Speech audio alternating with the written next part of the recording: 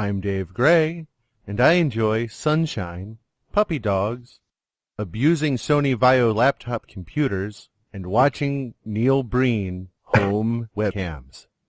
I'm Kevin Matthews from Edinburgh, although I still also like watching Neil Breen's home webcams because every moment of green screen is a joy to behold. This week I have also been electrocuting people for getting some words wrong. I'm Craig, English film nerd living in Wales, and I've noticed that I have a strange and annoying inflection at the end of the sentence, like I'm asking a question, and I'm sorry. I'm Tyler Hosley, and if I have to watch another Neil Breen movie, I may kill myself. You do. Yeah, that's just It's happening. just accept it. So I'm gonna die. So I'll see you. I won't see you next year. Anyway, and this is Raiders of the Podcast. This week we have a special guest. Mystery guest, please sign in. I'm Kieran, and nobody parties but me. We asked Kieran to join us on Raiders because our other Scotsman is broken. He's been watching posh films. He's been going to the theatre. He's been wearing shoes. There's that weird accent. Yeah, he's been quite coherent. So we decided to get like a proper, hairy, mad, buckfast, soaked, incoherent Scotsman on the show. And that's Kieran. But you just so happened to ask me on the day where I went for a hipster haircut and had the barber shave. And now I'm an Instagram whore. Are you wearing a monocle right now? No, I'm not as classy as Kevin. Come on now. All right, then it's I'm wearing a... My monocle's a buckfast cork. Still representing. Are you still wearing your Talk Sweetly to Me About Ben Wheatley t-shirt? Well, yes, I've got that tattooed on my boobs. Right, that's fine. This week we watched The Experimenter and Neil Breen's Fateful Findings. So normally I would look toward Tyler and Kevin to let us know about them, but no, I'm not going to do that. This week, Kieran, could you please tell us about The Experimenter and your thoughts? It's basically like a biopic / retelling of this Stanley Milgram experiment about obedience from, I don't know what year that was, even though I kind of had to study it for my degree. So yeah, but basically I found the film to be a pretty mixed bag. I thought sometimes it was really interesting and engaging, other times it was just like tediously boring and dragged. I personally really liked, I thought it translated like Milgram's experiment to the screen pretty well in a way that was kind of accessible and enforced, the whole theme and argument behind it. And I found it, I think it's a pretty thought-provoking experiment in general. So I did spend a lot of the film thinking, would I administer these votes if I was in this situation? And I decided I would just do it anyway. but I really like Peter Sarsgaard's performance, but I think he's always good, and I was genuinely thinking through it, why is this guy not huge? He's a pretty solid actor that can get some decent roles, but I think he deserves to be much bigger. You won't put on right? cast, Yeah, just give a little handy. You can't get into Skarsgård's ass. I honestly think it's because he's lost his hair. It's something as daft as that. He went bald quite young, and that scuppered him. Yeah, but yeah, I think he's more of the giver as well. He doesn't look like an affectionate man. He just aggressively gives it, and you take it. So if Sarsgaard wants to be in your movie, that's how you get him, I suppose. Yeah, no casting couch cuddles in a Peter Sarsgaard movie. No, he's just get him in the couch. He takes control, leaves you a crying, quivering mess. I think they send out notes for Sarsgaard type of roles, and then the Skarsgårds just come along and take them. Because you've got the older or the younger, and that's it. And Sarsgaard's there like, no, spell my name right and give me more parts. Oh, Peter Sarsgaard could have been a good Pennywise. Damn it. The movie hasn't got any casting couch scenes, which is a shame, because those probably happened back in the day, like behind the scenes. But in, psychological study. I thought Winona Ryder was good, but I'm in love with her, and every time I see her I just think she's adorable and cute, and she was the same in this. There was elephants I don't know what they were down there, but it was a nice touch. Oh my god. I was just thinking, what is this? The whole, there's an elephant in the room, so let's make it literal. Either that or actually happened in this guy's life back in the day. Otherwise, I found it, like, it's still a pretty thought-provoking enough experiment to, like, pose some food for thought throughout it, but it was just, sometimes it was really good. Long parts of it dragged. It's like an earned 38-minute movie that felt like, a 2.5-hour movie. I gave it a 3 out of 5 overall. I thought it was decent. Yeah, well, they used to have elephants just roaming around Yale, specifically in the psychology department. It's just how psychology was done back in the day. Yeah, that's true. First, they told you wanted to fuck your mother, then they had you ride an elephant to closure and acceptance. Just imagine that nowadays, the riots on campus. So I was pretty excited to watch this one because the director made Hamlet and Cymbeline, two modern Shakespeare movies that I absolutely loved. It's got a great cast. Always liked Anthony Edwards, and Peter Sarsgaard is fantastic, as Karen said. I mean, he's one of the most underappreciated actors working in the business today. But even with the good cast and being really well shot, it just didn't keep my interest. I thought it was poorly paced, really boring at times. It's got a really weak script, too, which made the performances feel like really dry to me. I hated those breaking the fourth wall narrations. It made it feel like I was watching a bad documentary. I mean, I could see someone who's studying and really into psychology taking a lot from this movie, but for me, I was just really bored and uninterested for pretty much the entire running time. It's got some good ideas and some good stylistic directorial choices, but as a movie, it didn't work for me. Besides Sarsgaard and Anthony Edwards, and I like Winona Ryder too, but yeah, this bored the shit out of me. So it's by far the worst film you've seen this week. Worst film you saw for this episode, yeah? Hold on, no. You gotta hold off. Kevin? I really quite enjoyed this. I agree with what the guys have said about Sarsgaard. Well, everyone seems to quite like Sarsgaard, and I'm all on board with that. Playing the guy, this had a great cast, and like a lot of people popping up in small roles, as well as those mentioned. You had John Leguizamo, Anton Yelchin in a small role, Dennis Haysbert, Taron Manning, Jim Gaffigan, guy in The Experiment as well. I like seeing all those little faces pop up. I think I would tend to agree with the criticisms as well, especially maybe the script being a bit weak and the fourth wall breaking not always working, the elephant just making you think, why the fuck's an elephant behind them?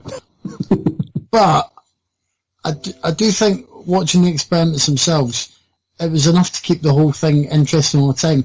Like, it worked on two levels for me. Watching the experiment started me thinking about the experiment itself and what those people would have gone through and how I might have reacted. And in the film, people are always mentioning how others say they would have acted or reacted in the experiment. And then also just in everyday life, I started to think about, like, in my work, I have arbitrary rules that I sometimes have to enforce. And people say something, why is that? I'm like, well, that's just the way it is. I'm like, God damn it. So I was watching this film, and by the end of it, I'm like, shit, I would have been a Nazi. That's it. Thanks for that. Really cheered me up. I liked watching the small world experiment part as well, that was in there, which I assume was kind of the first step in the whole 6 degrees of separation. Yeah, that's where the 6 degrees of separation comes from. I found that really interesting as well, and again, still wondering if I'd been a part of that, would that have worked? And I just liked it. I think technically it's a mixed bag, mainly because of the script and the structure. But I think the material that the writer-director, Michael Almereyda, I think what he was working with at the core was good enough to still make this an interesting watch and for people to enjoy despite the weaknesses. So yeah, quite enjoyed it. Not a new favourite or anything, but it gave me plenty to chew on while it was on. Yeah, I liked it. The cast and the subject matter had me pretty much sold before it started, and then It's just a little thing. There was a little music cue at the start, and I could tell from that there were going to be some nice little moments of vicious humour in it, so I was pretty sure I was going to enjoy it. I've just had a thought about the elephant now that it's been brought up, and it's just popped into my head. Does anyone know why the elephant is in there, like, for definite? He had literally just said now to bring up the elephant in the room. Ah. And talk about his family's experience with the Holocaust. They literally brought up the elephant in the room. Oh, okay, then I won't bother with my theory because it's wrong. I thought maybe it was an experiment in itself. Do you just accept that the elephant's on screen because you don't want to question it because you might think you don't understand the Arty-Farty film and why the elephant's there? That was my theory. It was literal. Sorry. No, it wasn't as interesting as my theory then. No, I liked your theory so much better. Yeah, my theory was much better. Yeah, I just thought it was really interesting. The experiment is really interesting, and just as fascinating as the experiment is the resistance to it. The idea that people do not like to be confronted with these, like, uncomfortable truths. I thought that was the most interesting element of it to me, that he had to fight so hard to have anyone accept what he was trying to tell them, to the point where it's information that could be really quite useful to us as a species, but nobody wants to hear it because they're in such denial. So I thought that was a really interesting element of it. And it seems timely, but I imagine it's something that is always timely. I'm another cheerleader for Sarsgaard. I've always really, really liked him. I've liked him since Garden State. It's been interesting to watch him gradually morph from the good-looking, charismatic young man from Garden State into John Malkovich, which he's nearly done completely now. He's nearly turned it completely into John Malkovich. It's freaky, his voice. Somebody has to be John Malkovich. He's given up acting for just being I don't even know what he is anymore. He's just weird. He's just being weird somewhere. That does remind me of a story, but you know at one point where he's wearing the worst fake beard I've ever seen? Oh my god, that beard! Yeah, I've got notes. I've got like a page of notes about the beard. And I was like, is that actually an experiment he's conducting, wondering when people will notice the fake beard and point it out, or is that just for the film and it's an atrocious fake beard? 90% of the people that were angry about the Ghostbusters reboot before the trailer had that beard. Yeah. Oh man, that beard was. Sorry, yeah, that was not a good look for Peter, but yeah, he was credit. He's excellent. He's always excellent. I mean, I know Dave hates the Killing, but season 3 of The Killing is worth watching just for Peter Sarsgaard's performance. He's really fantastic in that. Kevin mentioned a lot of the cast. There's loads of really great people in it, like Anthony Edwards. I don't know why he's so underutilized. I love Anthony Edwards. He's always good, even in a small role in Zodiac. He works really well. And obviously he's amazing in Miracle Mile. So it was good to see him, and he was really funny in his little role. He was the first teacher that we see on screen. Nice to see Anton Yelchin. It does bum me out a little bit to see him because he was such a talent, but it's nice to see him. There's an actor I like called Eduardo Ballerini who had really good small roles in The Sopranos and Boardwalk Empire, and I liked him in this as well. He's the English professor. He's not an English professor. He's a professor from England. I liked him in it as well, and I liked Winona Ryder and Jim Gaffigan and Dennis Haysbert and John Leguizamo. It's a really solid cast. It's really interesting subject matter. I liked a lot of the visual choices. I got to assume that there's a play because it seems a lot like a filmed play in spots. It's got a really good score as well. I really enjoyed the score. So I don't know, like Kevin said, it's not like a new favourite. It's not something I'm going to be throwing on all the time, but I really liked it. I'm really glad I got to watch it. So thanks for that, Dave. I'm with you guys. I enjoyed it. I don't think I'll watch again. It was weird, not to repeat everybody else, but the cast is really good, and the story is really interesting. The director and writer, Michael Almeida, he wasn't up to it. I think that's where the big failing in this movie is. His script is too dry, and he goes for too many gimmicky moments and shots and visuals. Like when they go see Milgram's mentor, and it's all back projected. Mm-hmm. There's no reason for that. It doesn't add anything to the scene. It's not making any kind of comment. They're just doing it to be arty, and it doesn't work for me. I really liked it, but yeah, the script was too dry. The ending, they kind of really hammered you over the head with the message. Besides that, I enjoyed it. Is it just me, or did they spend like a crazy long amount of time with fake William Shatner and fake Ozzie Davis? Yeah, that was odd. And was that the best they could do for Shatner? I know, right? But yeah, that was weird. Like, they don't spend like hardly any time with like his kids or his family life. But there's like 15 minutes of him just talking to Ozzie Davis and William Shatner on the set of the TV movie about the Milgram Yale experiment. It seemed less concerned with him as a person, because you learn very little about him. What you do isn't explicitly told to you. You've got to, grasp what you can. Yeah. It just seemed more. It seemed about the resistance to the experiment. I think the resistance to his work. So can I ask, like, you guys in general, would you be, if you were involved and found out the way those people found out at the end of the main experiment, would you like shrug and be happy to have been part of it, or would you be pissed? I was thinking about that, and I like to think, because I have a very contrary nature, I probably wouldn't go all the way. Good odds I would, but again, just a contrary person, so here's hoping. I'd probably cry. I'm not gonna fucking kid. I'd probably break down in tears, because I would be convinced I'd killed him long before the end. I'll be the only person they ever had to physically drag away from the switches. Just flicking them. Flicking away at them switches. Have another I 40. Ha ha ha. I mean, I don't think I could do it if I knew I was going to be, actively hurting someone. But if I was going to be there in the first place and I knew there was going to be someone, attached to like voltage, then yeah, why else would I be there? So yeah, screw it, I could do it. As long as no one called me a Nazi and I didn't get arrested, I'd be fine.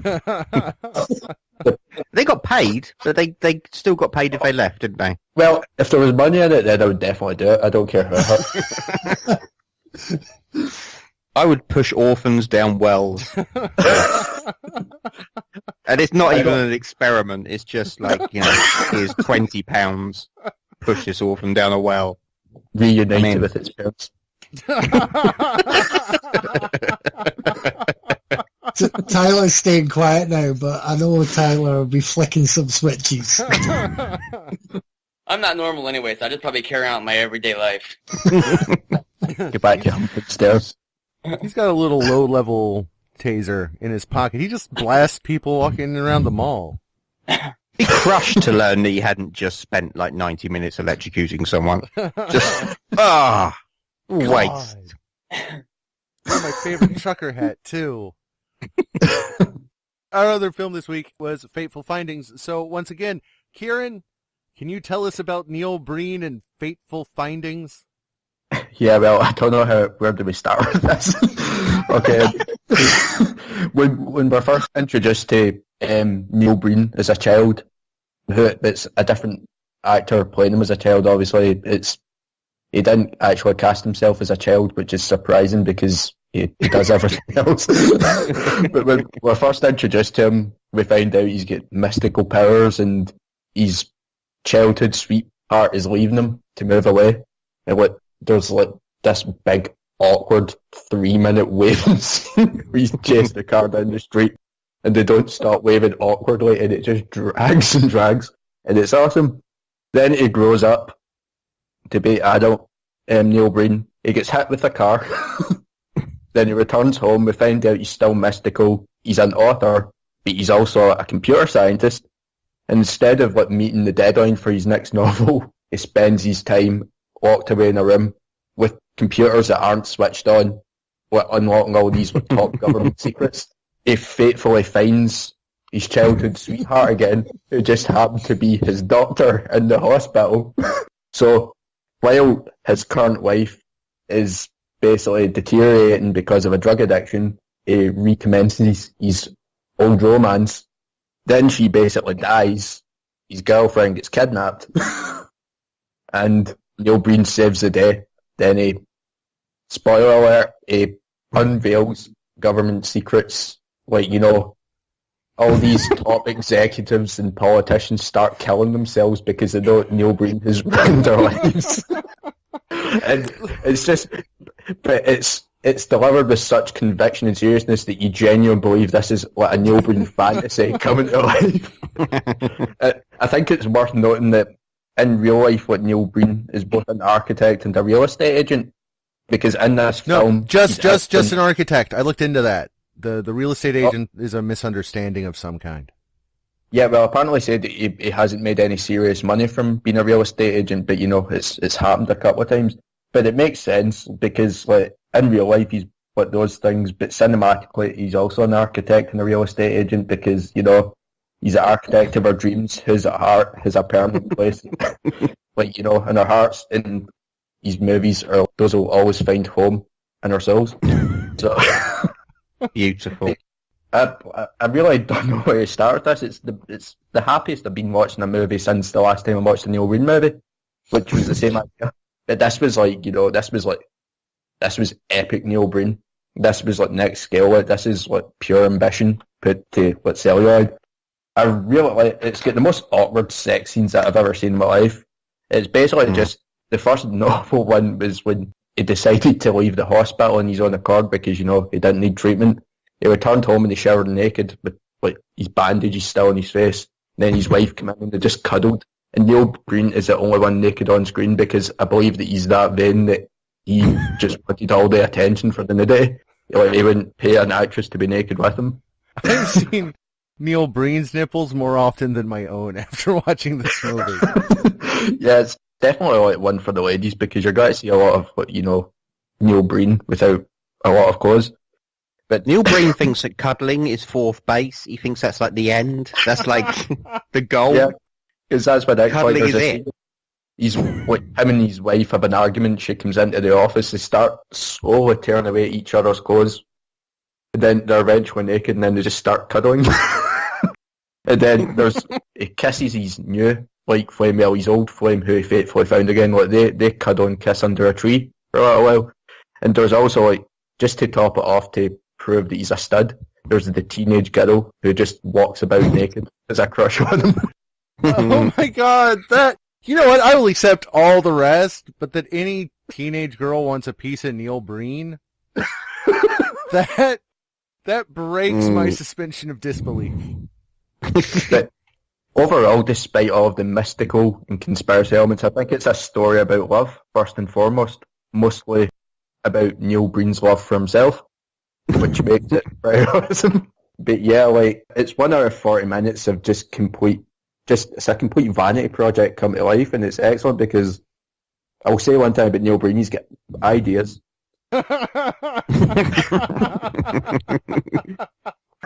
Yeah, but his ideas are things like, why don't I shit in a sock and throw it at the mailman? Like, they're not. This movie is the equivalent of a shit in a sock being thrown at a mailman, but it's something the world wants to see because we'd all watch that. Yeah, ideas is definitely a word for what Neil Breen has. It's like a pastiche of his fantasies just thrown at the screen, and this is what comes out. Just this piece of magic that needs to be. It's like real magic. You don't understand it, but when you see it, you believe it. What do you call it when you have like a bunch of say something's like 5 words long and you just cut it down to the letters? A Neil Breen movie? What's that called? An acronym. An acronym. Yeah. An acronym. Yes. I reckon there's a mental illness, and ideas is an acronym for the mental illness Neil Breen has. I'm going to work out what it is tomorrow. Definitely has it. But like that interview I shared earlier as well, it was talking about how it's genre defying. I think that sums it up. He's so normal in that interview, isn't he? So normal. Like, he's not mental or anything. What's going on? But you can tell that he genuinely believes these films are important. Yeah, I'd feel bad if he could hear me laughing at them. I'd feel really rotten about it. But I don't want it to come across like we're condescending or anything. I genuinely admire the guy's, passion and his, desire to make movies. Like in that interview, he was also discussing how he self-funds these, and it's cost him a lot personally and professionally. I really hope he hasn't lost family members or his job over these movies. But You know, he's got that Ed Wood mentality. You know a Neil Breen movie when you see it now. He will stand the test of time. He's got ambition, you know, he's original and he's got that desire to make movies, and he's going out there and he's doing it. He doesn't care what MD thinks, even if the world is perhaps laughing, but, you know, credit to the guy. How much time have we got? Well, Kieran's right, actually, I agree with him. I spend a lot of time sort of defending the likes of the Sharknado movies and films from the Asylum. They are kind of by the numbers. There are people trying to do cult films that will appeal. And you do have to hand it to someone like Neil Breen, who genuinely thinks, you know, or genuinely tries to do whatever he can with the limited resources he has. And Neil Breen's main resources are Neil Breen and Neil Breen. Because he like directed, wrote, produced, edited, starred in this. He's got a hand in, you know, production design, set decor, makeup, sound editing, catering, and casting. I'm convinced I think he has a locations credit too. Yeah. No, that score is stock music. To be fair to the writers of stock music. I was really thrown at the start. He comes along, near the start, his wife is having quite an animated conversation on the phone, and it cuts to him being completely not animated, and just nodding silently. Why would you nod silently on a phone? And she's still going on. And then you have a shot of, I would say it's about a dozen pedestrians. You just get a shot of feet. I'm like, oh, well, this is clearly pedestrian going across the road, or he's breaking into a Footloose tribute here. And then he crosses the road and he's completely alone. He gets hit by a car, and then people appear to crowd round and say, get an ambulance, get an ambulance. No. To be fair, that was not a continuity error. They're up the street. He crosses illegally. All right. They're the up street. Right. Okay. And stops so that to pick up his magic stone. So. I should have known. There's me thinking I'm so well versed in film styles and editing techniques, and I should have put that together. No, you've got those down. You just don't know, how to cross a street. It's totally different. By the time he's in the hospital, face wrapped in gauze and tubes and everything, I was still like, no, I could hate this. It seems a bit too lame, even for me. But then he took all of his tubes out. And when I say took all of his tubes out, he just removed them from little parts that were attached to his skin. And then took the breathing tube from the gauze that was on his face. Like, that wasn't even helping him breathe. I'm all in at this point. This is great. It made me laugh a lot. It's terrible. Neil Breen hates his prop computers. You know? I don't think there's one that he didn't either spill coffee over, throw something on, or throw to the ground. No, it's the same two. Yeah. It's the same two computers. He has like 6 in the room, and I'm guessing they're like the store display models that aren't real. They're filler ones for like model homes, since he's an architect. Yeah. Because there's like 3 HP in the background, and there's 2 identical.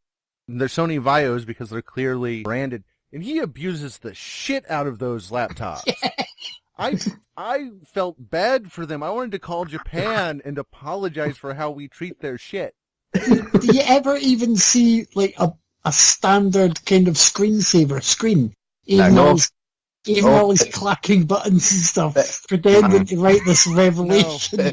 But see, be honest, I think this is his idea of, like, symbolism or something. I don't know, because see in Double Down, he's got a car bonnet full of computers, and he's, time away in the desert, like every 2 minutes. None of them are ever switched on. These are the only 2 movies I've seen so far. I don't think Neil Breen turns on computers in his movies, but when they're central to everything that his character's about. He doesn't have to. That's how good he is. Yeah, exactly. He's sort of this messianic figure that's never actually been shown how to work a computer. They'll just say, this is a computer. He goes, this is a computer, brilliant. I'll have all these computers in my film. I think it should be on. I think it's symbolic for his way trying to say that Neil Breen is superior to technology, and when he uses it, he doesn't need to use it in like conventional manners. Possibly. So And he's right. I really don't know why, but like I can see why, like he wouldn't have them switched on like a movie like Double Down because he spends most of it driving about the desert. So you're saying he just accesses the tuna. computer through like his psyche?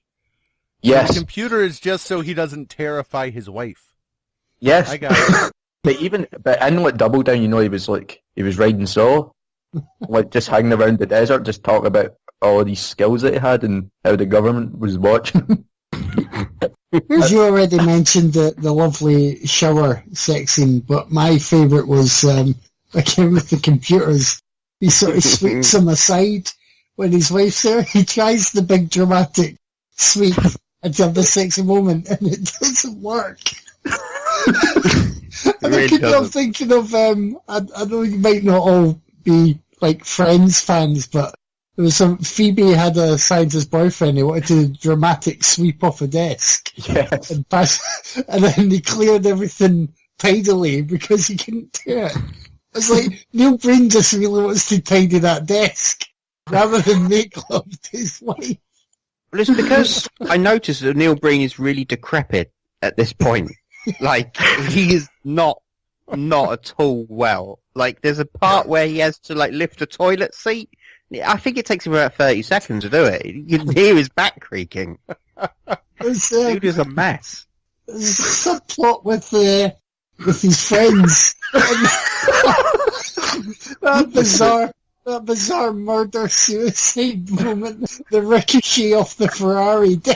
I should mark that as a spoiler, but it's too funny to be... It's like in the dialogue, I cannot believe you committed suicide with no emotion. I was watching that scene and I was like, wait, did I zone out and just miss something here? Was there some development? Or was that it? So I rewound it and it played out exactly as I thought, but it was so unbelievable that I didn't believe I'd already watched it. That's how good that was, which is kind of amazing. You know, we could go on and on about as far as, but Neil Breen is I think he may be the first writer, director, producer, caterer, makeup guy ever to give me a film that ends or features a kind of highlight reel / suicide montage. And yet I didn't feel down in the dumps while watching it. I was like, oh yeah, this sort of fits. So I think his power kind of worked on me a little bit. I sort of hated it. Part of me loved it. I agree with Kieran on Breen himself. He's working with what he has, and I think he intends to make something that's good in his mind. And at least he just, I can't remember the saying, but somebody's like, I'd rather see somebody swing for a home run and miss than just, not go for it or drop the ball and take a walk to the next base or whatever Americanism it is. So that's it. He swings hard. Yeah, I mean, his heart's in the right place. He just, he doesn't have any talent, basically. Oh my fucking God. About 30 minutes into this movie, I realized there must be something wrong with me because I'm sitting there thinking, how could anyone get any enjoyment out of this? My first note was, and this is 30 minutes into the movie, my first note was, how am I going to tell my co-host that both my laptops got washed away in the hurricane so I don't have to finish this fucking movie? Hey, Craig, this wasn't a post-Stoic, post-Spun, post-Baise-moi revenge pick, right? No, but the next one will be. Okay. The next Neil Breen film will be a revenge pick. So he's keeping the nuclear option open. Take dude. care. Oh, God. All right, there's one scene that I wanted to talk about since I watched it. Okay, the scene at the beginning when he was a kid and he finds that magic mushroom and he presents it with his hands for 30-second shot held. That scene made me want to slip my wrists and dream of blissful death. This was just awful. I mean, maybe I just don't get it because I attempted The Room recently and I shut it off about 45 minutes in, so I couldn't handle it. Maybe it's just me. So, Tyler, you're tearing me apart. Oh, God. You can't tell me it didn't turn you on at all, though. I get really turned on by Brillo pad hair, so. It did have a really intense scene of Neil Breen trying not to spill coffee on that laptop. It was giving Oh God, I love that. That was It was the my most favorite gentle gift. seizure I have ever seen. I kept waiting for the coffee to spill, and it was kind of not spilling, and it was giving me anxiety, and I needed a Xanax. But other than that, Oh, and what was that where she went to get his pills? He's like, can you get my pills here? And then she was sneaking pills, and she gave them to him, and they were arguing, and she leaves, and then he's like, I don't need these pills. He'd asked for them. He demanded his pills. that was also so he's like, it's a crutch, get off the pills.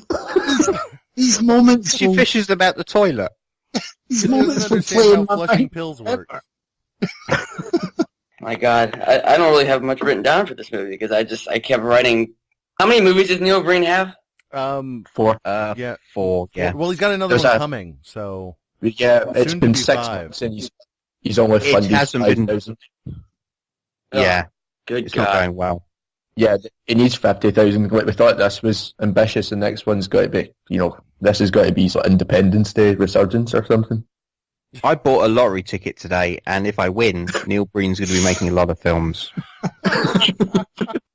I'm gonna will be in all of watch them. His other films. Me That's, too. I will, yeah. For me, in an odd way now, like, I've not finished his filmography yet, but I will soon. Whenever there's a new Neil Breen movie, it'll feel like, an event. So, I'm with you. yeah, so that's, I mean, I'm with him for life now. As long as he's making movies, I'm there. But You bet your local Cineworld say, excuse me, manager, when will you be showing Fateful Findings 2? that's a funny thing though, because see, since I think the Alamo Drafthouse showed Fateful Findings and it took off and it actually did get like a theatrical release. Nobody went to see it, but I think his movies but do it's, get it's not theatricals now. because that's different. They debuted at Button-Umathon, but they made it such a closely guarded secret. There was a total ban on saying anything, and then it went, and that got it to like Sundance or some other big film festival alone. Yeah. Wait. Does that mean Robert Redford has watched Fateful Findings? Yeah. But he was played by Neil Breen. You got anything else to add, T? No, it took every drop of my willpower to finish this movie, and I will never watch another Neil Breen movie again. I don't care how many You might. force me to. I will never watch. He'll be sick that Ever. week, and Kieran will be back. Oh man, Fateful Findings. It's because we've talked about this before. The difference between a really good cult movie, a movie that's actually so bad it's good, and one that just tries to be so bad it's good. Yeah. And Neil Breen, I think one day will be the master of so bad it's good. This is probably his transformative film. I haven't seen his other work yet. I have pages about this movie. And I am Yeah, not me going too. to read off any of them because none of them do it justice. Why was the Magic Realm like a Dexter set? Yeah, we should Thin mention there's a liners are not Magic very Realm. expensive. Yeah. Naked man in plastic covering everything. I was waiting for him to kill somebody in there. Also notice, see when he leaves the hospital, he's like weirdly like you think like he's changed, he's got to do something really sinister. But then he just gradually becomes like a kind of regular conspiracy theorist nut job. But he's harmless. Apparently it's okay to hit Neil Breen with your car because he got slammed in the face with the rolls and they never say what happened to the driver or the owner of the car. That's just, it's That was forgotten weird. about. Because they don't show her face. I thought, we'll find out later. But they don't show a lot of people's faces. There are a lot of shots where you don't see the faces of the people who are in the shot. Is it because you'd have to pay them more? I think it's That's what I because was- they're other people. I'm 99% sure it's because there are other people that are in the movie. Because all I saw was Yeah, a that's pair it. of white lady legs in And they were awful Neil Breen. heels. And they were his wife's legs. I mean, that's why the rest of the movie she's in pants. So that's it. His wife tried to kill him with a Rolls Royce. No, the woman from the Rolls Royce was she was bustier, wasn't she? I saw legs and then like a big bust. I'm like, oh, is this going to be some woman he falls in love with? I don't think we see anything above her knee. Well, I don't think you watched the director's cut, Dave, because I'm pretty sure. I watched whatever was on YouTube that Craig told me to watch. If I missed some tit, I feel really bad because I saw a lot of Breen nip and a lot of Breen ass. And it was quite a busty woman with kind of a crop top on. I'm like, oh, that was not who I envisioned sitting in the back of the Rolls Royce. No, you're right. I recall it now. Yeah. Okay, maybe I'm wrong. I mean, but really, what I needed was some breast or Breen peen, because the rest was just tease. I can only take so much tease before I get pissed, and I got pissed. Neil, it's time to go full Monty, baby. Show that Breen peen. I'm pretty sure rubbing alcohol doesn't knock people out when you tried to kidnap them. It does in Neil Breen's world. I don't get where he got magic powers from. I mean, I guess The Rock. And who was the guy magic powering in and out of his house early? It was super cruel to ask Kieran to tell us what Fateful Findings is about, because I've got no fucking idea what Fateful Findings is about, like, at all. I watched it. I think one day, if he keeps up, Neil Breen will eventually make the greatest bad movie. I don't think he's there yet. And I respect him. I respect him like crazy. Cause he's just out there and doing it. But man, that was, I love it and I hate myself for loving it. It's not and also, fair play to him for managing to recreate the most important press conference in the world with 4 people and a whole load of camera accessories. God, was I the only one that was like just picturing him standing on like a dozen bodies at the end of that press conference? I want to know who shot the sniper. Oh, yeah. Suicide? The sniper just decided to kill himself. Breen did it with a mind bullet. Yeah, I'm sure. Must have been a mind bullet. I don't know who wrote overview. I think it was Wikipedia because I went to look up like who else could cover the plot. And they do say on that description that he kills the sniper with the power of his mind. And I'm thinking, where did they get that from in the film? Or is that just generally known? I think it must be because he's mystical that we should just know that he can kill people with his mind as well. Because the other mystical scenes is basically just some CGI mist floating about and doing absolutely nothing. Just accept that all good things come from Breen. And that's the ultimate truth. I mean, he's responsible for everything else in this apart from his friend's suicide. Yeah. That's just that's giving someone else a moment. That was well, I guess the friend's wife might have been the person that hit him with the rolls. She might fit that general body type. Yeah, maybe. Yeah. Interestingly, the actress who plays her is like the longest serving bartender at Coyote Ugly. Really? I would. Yeah, I looked her up. Is that the why? She's probably getting the most credits out of all of them, though. But like just extra parts in movies like Alien, Domicile, and I can't remember what else. But maybe I agree to get something of her like star power. You had to give her, some meaty scenes. I wrote down the names of the other cast members, but I basically scrawled over them with marker. Neil Breen. Well, everything does just come from the font of Breen. Yeah. You fucking wait till he gets mocap. Fucking motion capture technology. You know that's going to be in the next one. Why else would Breen need $50,000? I mean, he's already delivered multiple epics. I'm thinking the next one's going to be like Hobbit in scope. 3 hours, full mocap for half the characters, and they all look like Neil Breen. Sick. I'm down. I just want to cut open his head and go for a swim around in his mind for a bit. You did. No, but I mean, like, physically. I want to feel his squishy brain bits between my fingers as I doggy paddle. But yeah, his next movie, I'd say it's got to be his biggest, and most ambitious yet, called Twisted. Well, let's finish this before we go on to Twisted. My choice, Fateful Findings. You're all welcome. Obviously, this is the Maverick Genius episode. We have Stanley Milgram, we have Neil Breen, and it's not for us to judge which one has had the greater impact on the world, but it's Neil Breen, clearly. Like Dave said, we've had this discussion loads, what makes a good bad movie, and it is that passion, that sincere will to make a great movie, and Neil Breen has that. But the apex of that type of movie is what I call, I don't call it that, someone else made up this phrase, triple threat. The triple threat is the guy who's directing, writing, and starring in the lead role. The Room has it, Get Even, also known as Road to Revenge, has it, and the many works of Maverick Genius Neil Breen also have that triple threat thing going on. And there's nothing better than one lunatic wearing 3 hats. Not literally, although I can picture Breen wearing 3 hats with like a full roll of tinfoil insulating each hat. I love it. This is not me, exaggerating. I nearly lost consciousness laughing at this movie twice.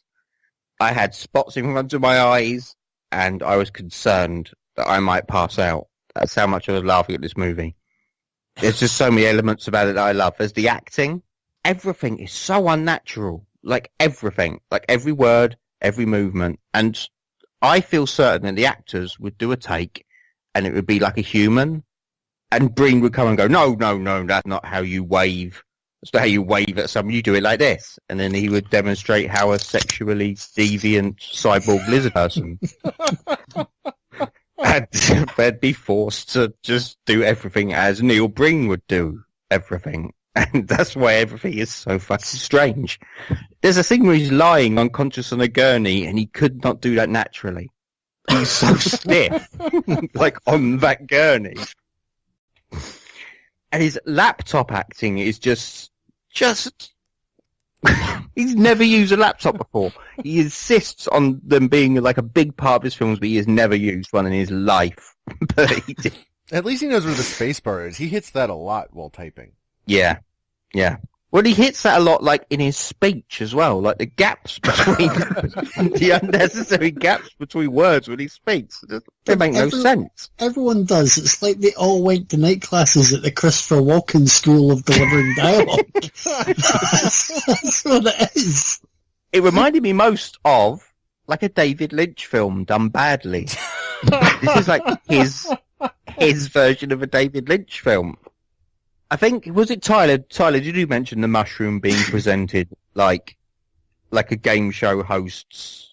You know, the lovely girl on the game show who presents a pair of his and hers fountain pens. A 30-second held shot of someone presenting. Kevin mentioned the sex scene. I think the sex scene is the reason we had to watch this film. I caught it on YouTube, and he seemed way more excited by breaking his laptops than he did by what was coming next. He was like way more into like trashing these laptops.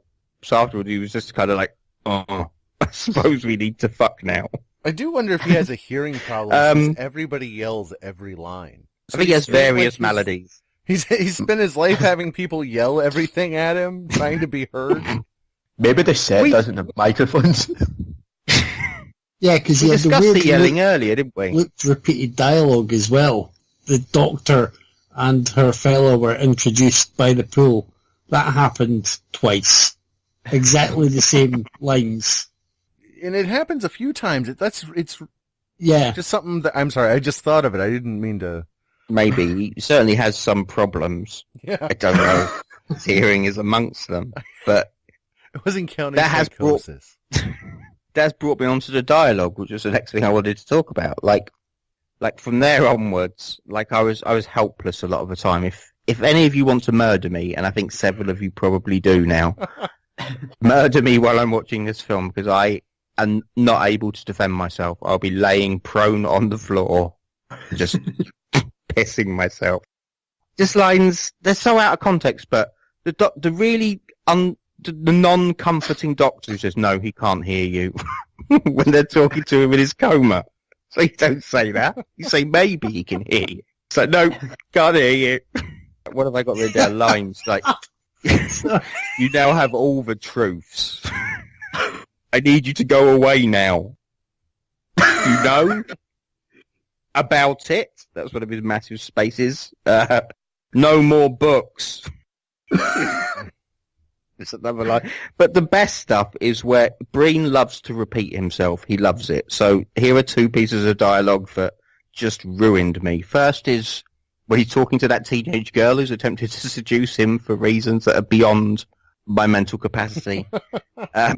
Please stop. And I had to rewind so much because I was laughing just to write down this short sentence. So, please stop. You can't do this. Please don't do it anymore. I'm going to stop. You can't do this anymore. I enjoyed that. But the next one, man, it's the in inverted commas suicide. This bit of dialogue, man. I can't believe you committed suicide. I cannot believe you committed suicide. How could you have done this? How could you have committed suicide? And just as I was just dying, he comes out with, I can't help you out of this one, Jim. God, that pool seduction scene was pretty fucking strange, wasn't it? I mean, it was all so strange. That's why I say it's like a David Lynch film, because it's so off by a few degrees. All I could think of was Phoebe Cates in Fast Times at Ridgemont High while that was going on. Like, the good way to do that versus the Breen way to do that. Plus, like, the choice of stock music, it almost makes it feel like some otherworldly, like, Christian soap opera or something like that. Oh, he chooses some mad music for moments. Like, when he gets up out of the hospital, he's chosen this bit of music that's meant to be, like, full of wonder. And like, oh, where's he going? What's he going to do? And then you see his bare ass. With all this sort of, like, wondrous music. There's Breen's bare ass. To be fair. Then there's the music at the end where they're walking it towards the woods together, and you're thinking, like, is that woods, like, is that another plane or something like that, or they go to like a higher place? But no, they're just walking in the woods. Walking in the woods. They're just in some state park. You know, it's all good. Yeah, like I said, I felt bad that we asked you to, like, explain what it was, because it's the most wildly incoherent story I've ever encountered in a film. It's 90 different films. Breen is just, the man's out of his mind, but I love him for it. He's decided he's the hacker messiah in this one because he owns 87 broken laptops.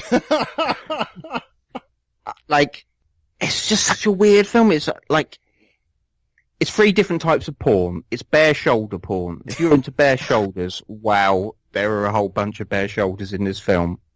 It's people knocking over and dropping things porn. Because, if you're turned on by people knocking over cups of coffee or dropping their glass of water, man, it's going to do it for you. Mostly it's laptop porn. It's hardcore laptop porn. And when this film finished, I threw all my pillows in the bin and I've started sleeping on a laptop. This film has convinced me that there is nothing more comfortable than a laptop to sleep on. Just, my notes go on for another 3 years. Like, what is the ghost jellyfish? Why can he walk through walls? Can any woman resist him? Why does his therapist see patients in a closet? How does Breen feel about... What about the therapist that saw patients in a conference room where it was like the dining room scene in Burton's Batman? Throws in his one attempt at humour. Yeah, where the guy says, like, have you been seeing another therapist? And that's his moment to deliver some comedy. Which was shortly after the scene where his wife was asking if he's seen another woman. It's like, everyone thinks he's so, like, you know, studly and, you know, alert that, like, they're all paranoid that he's seen someone else, but it's like, no, we want them for ourselves. His therapist, his buddy, his buddy's daughter. No one can resist. Doctor. What I don't get is, how does Neil Breen feel about the pharmaceutical industry? Because he doesn't make it clear at any point during the film whether he has any sort of issues with the pharmaceutical industry. I'd be interested to know that. It reminds me like, someone just woke up in the street years ago and like, he's paranoid against like every establishment there is. Because it's a trait in like his films, like, Double Down, he's clear, he believes like, the government have got it in for him. That carries over into this. I don't think he trusts anyone. Mm-mm. I think the message is that we should, kind of reject these norms and institutions and start thinking for ourselves and raging against the machine. I think that's the point he's trying to make. Yeah, we should be free as Neil Breen. Yeah, rage against the machine and worship at the Breen. Yes. Bit of trivia about Neil Breen. After each film, he executes all of his other cast members because they know too much. I wouldn't be surprised by that. No, I accept that it's true. Got to say, I once bought a loaf of bread and Neil Breen's face was in the middle of it. So I should have reported that at the time, but I didn't because it was a secret between me and Neil. Yeah, I once ate a Pringle that looked like Neil. You ate it? Yeah. You didn't put it like on a plinth? I needed to have it inside me. Oh, that makes sense. Okay. I get it. Neil Breen is the fucking best. Like, he's like, he portrays himself as a genius. How many clues did he need to identify his childhood sweetheart 20 minutes after we'd already done it? Like, he needed that sign, that giveaway. So he's deaf and slightly blind. See, I don't know if it was neon sign. I don't know if it was me because of maybe the quality of the movie and you're forced to, just start, like, accepting things and then your mind goes all crazy, but I genuinely thought his doctor, like, Love Flame is a pretty good actress, but it seemed like the early scenes she genuinely showed some, tenderness and compassion, but then once she, rediscovered it, in comparison, I suppose, but when she discovered him again, it was like she had to take a back seat and just watch him play with these laptops and, I'm coming to her rescue after she'd been, knocked out with, the weird alcohol cloth. Does she actually say anything to him once they get together and she's there, but I don't think she has a line of dialogue after that. She doesn't. It's just that the relation, their rekindled romance becomes like a Neil Breen romance for himself. Yeah, she sits there and watches him eat some leafy green and smiles. Yeah. So weird. The scene where he salads, he sets it down and then the film it fall. It's 30 seconds of just waiting for salad to fall down, and it's pure cinema. He's the best. He also portrays himself as irresistible, but he's a very creepy man. Let's be fair. You know the scene where Leah's been kidnapped and is in the van? And he walks through the van door because that's something he can do now. I'm not sure whether that came up earlier in the film. He can walk through stuff now. And she's panicking. She's blindfolded. He pulls off a blindfold and says, "It's okay. It's me. It's Neil Breen." That's when my screaming would have intensified. That's when I would have really, really got scared. Oh, fuck, it's Neil Breen. Not only that, she's got a voicemail of him happily about to join her, and then he's describing your purse is here, your purse is on the family, don't leave the voicemail there. That will just remind her of the trauma later when she's saved. Breen loves to explain things to us. He loves to explain things to us. And then there's a scene after that where, he's standing in the wilderness and it's the guys who seemingly work for the organisation who kidnapped her, they're standing there, he says, "Should I be scared?" And they just vanish. And then he's like, "Should I be scared again?" And I don't know what it is that's sitting there. It's like a barbecue or something like that. And that disappears as well. And then he disappears. I don't even know who they were who kidnapped her. I don't know. It's not made very clear. I guess it's the government. Yeah, it's or the bank, maybe? The bank or the insurance company. Yeah. I just love who he also hates. I love that scene where he's talking on the phone with her. He's like, "I see your purse," and he searches the whole house before stopping and looking at the purse, which has a note that says exactly where she's being held. He had to walk past the purse and the note to search the house. And we don't even see him search the house. It's just like cuts to the scene again. He's back. He's like, I just searched the house and you weren't there. It's why add a scene walking through the house searching when you've wasted so much time already on, you know, salad plates falling in like extra long waves.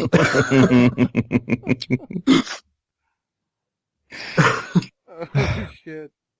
Oh, can anyone explain to me the point of the dinner party scene where Jim the friend is drunk too much and someone mentions about the girl doing her homework and Jim's like, he doesn't want to hear about that. I and think Neil's that, like, oh, yes, I do. It's fine. I think that's to set up why the girl is interested in him. And Yeah, because he doesn't mind hearing Breen is the about best. her homework. yeah, because he's literally the only person that speaks to her that we see in the whole movie. Except when her stepmom's covering up her father's murder. Because then you need help from the kids. Yeah, I mean, so I kind of get that. I get what they were trying to go for. It just didn't. Yeah. Is it quite easy to fake a Ferrari? Because was I the only one sitting there thinking, how the hell did he get a Ferrari in this film? Dude, they had a Rolls Breen's Royce. Ferrari. Fuck the Ferrari. Well, He's hit by a fucking Rolls Royce. Those things ain't cheap. so he knows someone with some nice cars. He knows basically. somebody that has a used showroom of Yeah. really high-end cars. Yeah. Because there was no license plate on either of those vehicles. So it had Were a deal with probably that. stolen. No, I don't think Neil would trust other people to steal cars for his production, and Neil can't walk across the street without dropping his phone and his magic stone. So, Oh man, I am just conjuring up in my mind like the Fast and the Furious, but with Neil Breen in all the roles. It's so good, so good. okay, hey Tyler, Yeah. I'm checking that you're still there. Next week is the Gilliam special, Yep. and we've all given our picks. What's your final pick? I am going with Fear and Loathing in Las Vegas. Yay. Awesome. So that's All right. Fear and Loathing, Brazil, The Imaginarium of Dr. Parnassus, and I brain farted on Kevin. Fisher King. The Fisher King. Oh, The Fisher King, right. Thank you. Penis Fist, the movie. Gun to head, which one of these two movies do you pick? Okay, so one is a movie about psychology that has elephants in it, and one has a 30-second shot of a kid presenting a mushroom for 30 seconds. Mm. Yep. So, the latter. So it's a hard pick, but I'm going to have to go with the psychology and elephants because, yeah, fuck, goddamn no brain movies. This is a lot tougher than I thought it was going to be to choose, really. Neil's listening, Kevin. Neil's listening to this episode. I have to go, I'm Team Tyler this week. I've got to go with The Experimenter, the better standard movie, but Neil will always have a piece of my heart.